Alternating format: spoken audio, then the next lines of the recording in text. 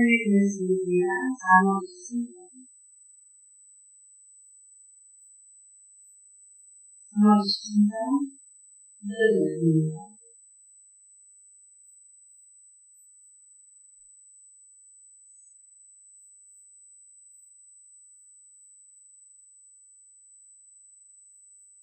좋습니다. 2절 말씀 함께 읽으셨습니다. 우리가 만일 음식을 탐하는 자이거든 내 목에 칼을 둘 것입니다. 아멘. 그러셨습니다.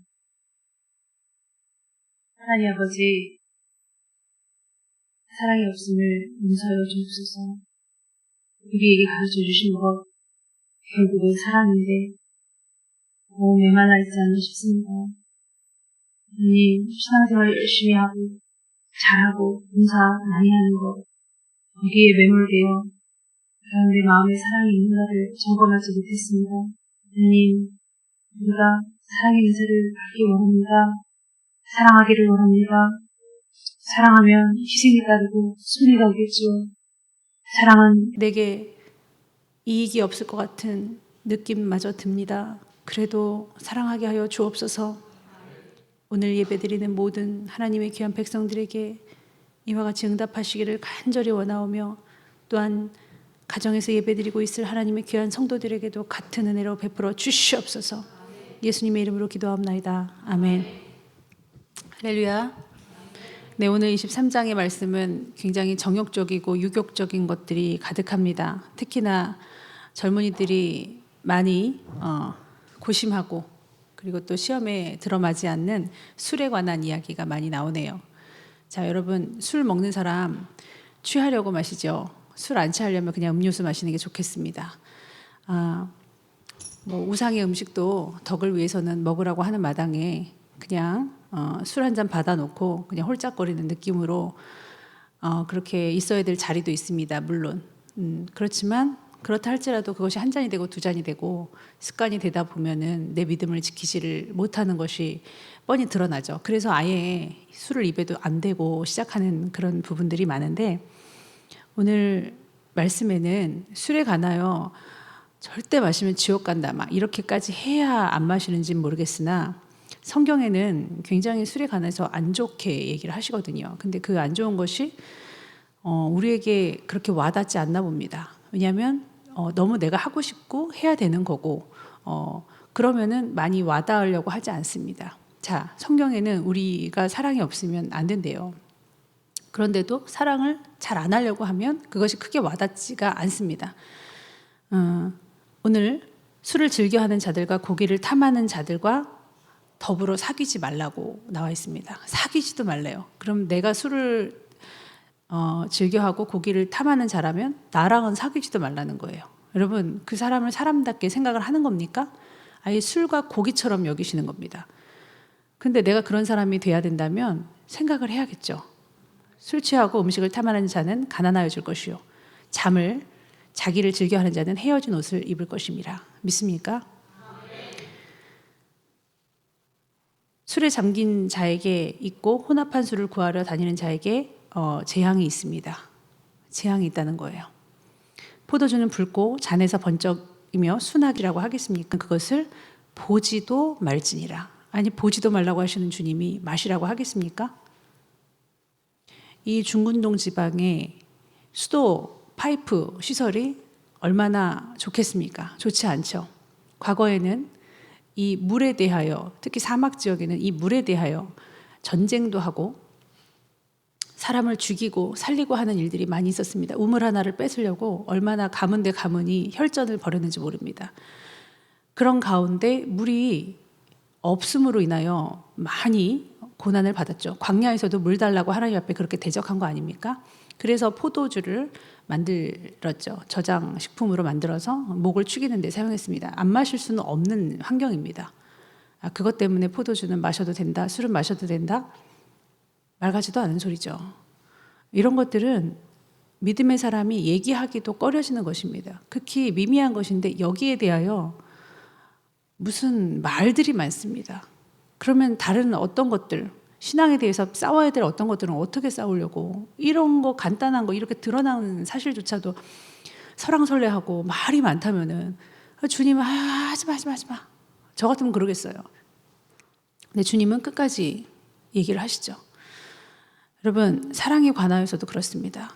우리가 얼마나 사랑이 메마른 자인지 생각해보면 너무 죄스러워요. 저도 이 사랑에 관해서 다시 또 생각을 해봐야겠구나. 나는 괜찮은지 저도 너무 부족해서 아버지 앞에 할 말이 없습니다. 여러분, 사랑에 관하여 체크해 보시기 바랍니다. 우리가 어떤 사람만 사랑하게 됐는지, 어떤 사람만 선대하고 인정해 주는지를 봐야 됩니다. 여러분, 강자에게 약해지지 마십시오. 약자에게 강해지지 마십시오. 약자가 죄를 짓거나 약자가 잘못을 했을 때는 보듬어 주기도 하고 용서도 하고, 그리고 따뜻하게 말도 해주는 시간을, 마음을 쏟는 그 희생을 좀 해주셔야 됩니다. 강자는 이러나 저러나 강하니까요. 한번 말을 하려면은 받아들이지 않고 난리가 납니다. 그럴지라도 강자라고 해서 멀리할 수 없죠. 더 심한 고통을 당한다 할지라도 다가설 수 있는 사랑이 있어야 될 줄 믿습니다. 강자에게는 말 한마디 못하고, 그 강자가 예를 들어서 우리에게 뇌물을 주거나 음식을 주거나 선물을 주면 찍소리도 못하는 그런 사람, 하나님 싫어하십니다. 여기 보면 1절에 내가 관원과 함께 앉아 음식을 먹게 되거든 삼가 내 앞에 있는 자가 누구인지를 생각하며. 관원은 강자입니다. 예, 감투가 있는 사람이에요. 내 앞에 있는 사람이 힘 있는 사람인가를 아셔야 돼요. 그럼 강자는 다 나쁘냐? 부자는 다 나쁘냐? 아니죠. 이거는 사회주의적인 이데올로기죠. 그걸 말하는 게 아니라 약자가 아닌 사람, 내가 빌빌거려야 되는 사람에게 정신을 똑바로 차리고 앉아 있어야 된다 이거죠. 그가 죄를 지을 수도 있고 악인일 수도 있습니다. 그럴 때 나는 상대적인 박탈감과 상대적인 소심함에 빠질 수 있어요. 그래서 하나님의 자녀로 온전히 활동도 못하지만 혹 스며들어 죄를 지을 수도 있습니다. 그가 만약 악인이라면. 강자가 하는 것은 다 옳으냐? 그것도 아니지요. 약자가 어떠함과 강자가 어떠함과에 비춰진 마주하게 되는 내 행동을 보세요. 약자한테는 잘도 말하더라고요. 퍽퍽거리면서. 강자한테는 아무 말도 못해요. 그러면 안 된다는 거죠. 강자 플러스 음식, 그러면 우리를 속이게 됩니다. 예를 들어서 강자가 귀하고 겸손한 사람이면 상관없어요. 근데 그가 만약 악하다면, 그의 말이 진리가 아닌데도 막 혀를 토하면서 예를 들어서 교회 욕을 하고 있어요. 강자가 어떤 장로님을 욕을 하고 있어. 그럼 그 말 속에, 그 말 재간 속에 그 음식에 녹아나야 됩니까? 차라리 여러분 목에 칼을 두십시오. 2절 우리 함께 읽겠습니다. 3절입니다. 2절입니다. 시작. 내가 만일 음식을 탐하는 자이거든 내 목에 칼을 둘 것이니라. 그의 맛있는 음식을 탐하지 말라. 그것은 속이는 음식이니라. 그랬습니다. 이렇게 되는 거예요. 순리가. 그러므로 정신을 똑바로 차리고 영혼들을 대해야 될 줄 믿습니다. 저도 비겁한 인간이고 더러운 인간이지만 강자에게 아무 말도 못하고 사랑도 없고 아주 잘 됐죠. 어차피 강자인데 말을 어차피 못할 텐데 어차피 사랑도 없으니까 어차피 말을 안 할 거예요. 근데 약자한테는 또 그러지도 않더라고요. 약자한테는 더 애정도 없죠. 그리고 약자한테는 함부로 말하고 좀 세게 말하고 태도가 틀리는 그런 상황을 참아볼 수가 없어요. 돈도 안 되고 인정도 못 받고 할 만한 사람은 그냥 휙휙 지나치는 것을 볼 때에 참 우리가 정말 하나님의 자녀인가 그런 생각을 합니다. 여러분, 과부와 고아를 돌아보라고 성경이 말씀하십니다. 가난한 자에게 한 것은 나에게 한 것이라고 말씀하십니다. 약자에게 한 것은 하나님께 한 것입니다. 깨달으시기를 축원합니다. 에서가 팥죽 한 그릇으로 장자의 직분을 빼앗김을 받았는데 우리가 우리의 정욕으로 인하여 음식을 탐하는 사람이 되어서 목에 칼을 두지 못하여서 더군다나 해이해진 모습을 보인다면 어떻게 되겠습니까? 우리의 정욕적인 이 모든 것을 물리쳐야 될 줄 믿습니다. 이런 것이 다 만몬의 신입니다. 예, 재물이에요, 재물. 재물을 여러분이 막 탐한다. 이런 것까지는 아닐 수도 있습니다. 그러나 탐하지 않는다 해서 재물을 사랑하지 않는다? 그게 아니에요. 탐했는데도 결과적으로 재물이 모아지지 않으면 상실감이 들겠죠. 다시 시도를 못할 겁니다. 더군다나 신앙생활하고 같이 병행하기는 힘들죠. 그러나 재물 위주로 살지는 않아요. 예배 위주로는 살죠. 거기서 더 나아가시기 바랍니다. 어저께 허장로님이 앉으셔서 제가 뭐라고 겉면 비슷하게 잠시 말씀드렸더니 뭐라고 말씀하시냐면, 내가 잘못이지요. 내가 산당을 없애지 않아서이지요. 이렇게 말씀을 하시는 거예요. 자, 말씀 잘 알아들었습니까? 네, 말씀을 듣고 실천하는 장로님이신 거예요. 죄가 있고 없고를 따지지 마시고요. 그런 죄는 우리가 다 있어요. 어떻게 보면 미련하기도 하고, 어떻게 보면은 액션이 커서 잘 드러나기는 하지만, 드러나면 여러분 회개하면 되는 겁니다. 본인이 그렇게 말하는데 할 말이 없더라고요. 알기만 하면, 회개하고 깨닫기만 하면 주위에서 말하는 사람이 더 나쁜 거예요. 아는데 본인이 그렇다는데, 근데 내가 뭘 그랬느냐, 그럴 만한 이유가 있었다, 나는 그게 아니다 부터 시작해서 그렇게 막 핑계대잖아요. 그럼 뭐 네 그렇다는데 뭐 어떻게 해요. 그런데 타협할 수 있습니까? 아닌 건 아닌 거죠. 안 그렇습니까? 저에게는 허장로님이 강자였습니다. 강자예요. 약자 아닙니다. 교회의 장로님이시기도 하고 연세도 있으시고, 그 예민한 자리에서 그렇게 말씀드리기는 힘들었습니다. 그래도 정신을 똑바로 차리는 거예요. 장로님이 저를 신원해 주시고 저를 신임해 주시고 음식을 차린 것과 같이 저에게 잘해 주셔도 정신을 똑바로 차려야 된다 이거예요. 근데 말 한마디 못하는 사람 있죠. 저는 아니라고 생각합니다. 예. 재물은 스스로 날개를 내어 하늘을 나는 독수리처럼 날아가리라. 할렐루야. 재물이 그렇게 좋은지 재물 위주로 신앙생활을 하는 것으로 탈바꿈 될 때가 있습니다. 하나님 말씀하세요. 재물 그거 날아갈 거야. 너도 같이 훨훨 이라고 말씀하십니다. 우리는 재물에 마음을 두지 말아야 될 줄 믿습니다. 먹고 살기에 당연히 마음 둘 수 있죠. 근데 하나님은 배신감 느끼세요. 정말 싫어하십니다. 조금 못 먹어도, 좀 부족해도, 좀 못 살아도 신앙 위주의 삶을 사시기를 축원합니다. 광야가 진짜 너무 허접했죠. 가나안에 들어가면 너무 좋은데 가나안에 들어가면 또 전쟁이 시작이에요. 터 잡고 산다는 자체도 힘들어요. 광야에서 그냥 엎어져서 살고 싶은데 또 하나님은 또 그것도 허락하지 않으세요. 예배 위주의 삶을 살아야 되는데 무슨 꿈과 희망이 그렇게 많은지 모르겠습니다. 원하는 게 많아요. 그래봤자 끽해야 뭐 광야에 집 지어주세요. 광야에서 호화호식하고 싶어요. 이것도 아니었다는 거예요. 단지 물 달라, 고기 달라였어요. 그게 재물입니다, 여러분. 먹고 사는 문제가 다 재물이에요. 하나님과 바꿀 수 없는 줄 믿습니다. 미련한 자들, 강한 자든 약한 자든 미련한 자들이 있어요. 그 사람들은요, 자신의 생각이 옳다라고 기본적으로 생각하기 때문에 말이 들어가지가 않습니다. 전 남의 말이 들어가지 않는 사람들을 보면 굉장히 자기의 의에 취해서 사로잡혀서 혼자 막 감정이 들고 뛰고 날뛰고 막 여러 가지 퍼포먼스를 보이는데도 본인은 모르나 봐요. 그러니까 다른 사람의 말이 들리지가 않으니까 혼자 막 그러고 있는 겁니다. 어떤 상황을 만났을 때 혼자다. 하나님의 음성도 안 들리나 봐요. 말씀도 안 들리나 봐요. 접목을 못 시켜요.